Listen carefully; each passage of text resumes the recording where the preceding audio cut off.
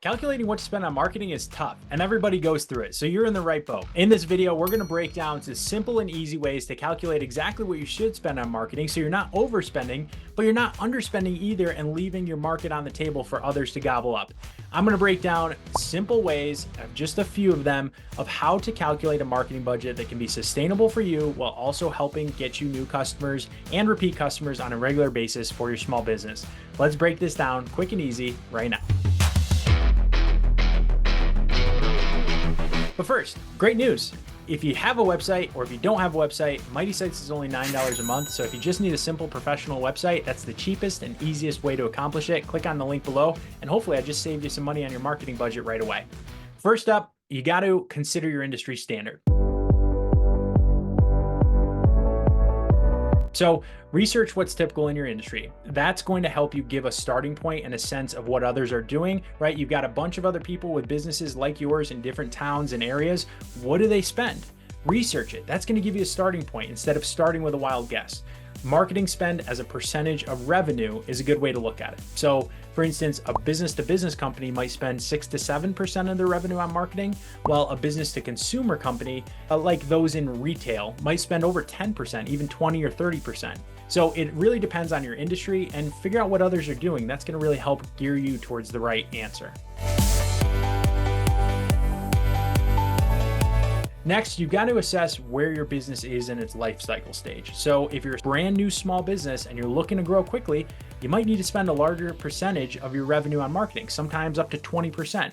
Compare that to an established business that has brand awareness, has a bigger business, and their budget, even at 6 to 12%, is bigger than yours, right? So it definitely depends on where you're at in your life cycle and what your short-term goals are.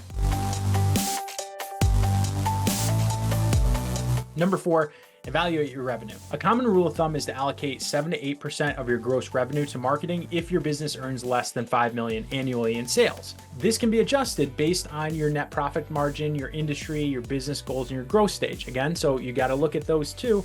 But if you're just looking for a rule of thumb, that's a good place to start. What does 7 to 8% of your gross revenue get you? The other thing you can do is look at any past marketing data. So hopefully you didn't throw that away, and maybe talk to a rep at a company that maybe has some info on what you did and how it worked. Allocate more budget to the strategies that are working, obviously, and proven successful, and consider cutting back on things that aren't working. So look at your data as you dive into this and look at past data to help inform where you're actually going to spend it.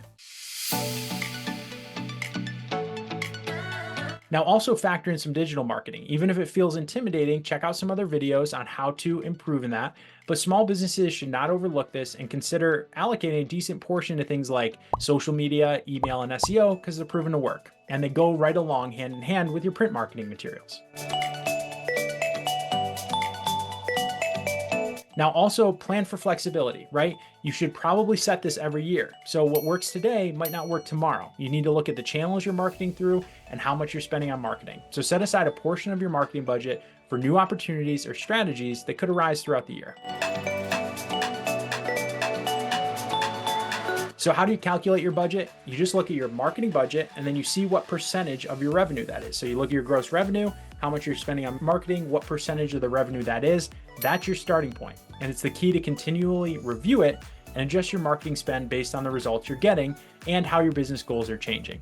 All right. So if you like this video, hit that like, hit that subscribe so it reaches others. Don't be afraid to give Mighty Sites a try so you can get more customers and more bang for your buck for those marketing dollars. And until then, we'll catch you in the next video where we keep sharing tips and ways to grow and optimize your local business to attract more customers. Thanks. We'll see you in the next video. Hit that subscribe.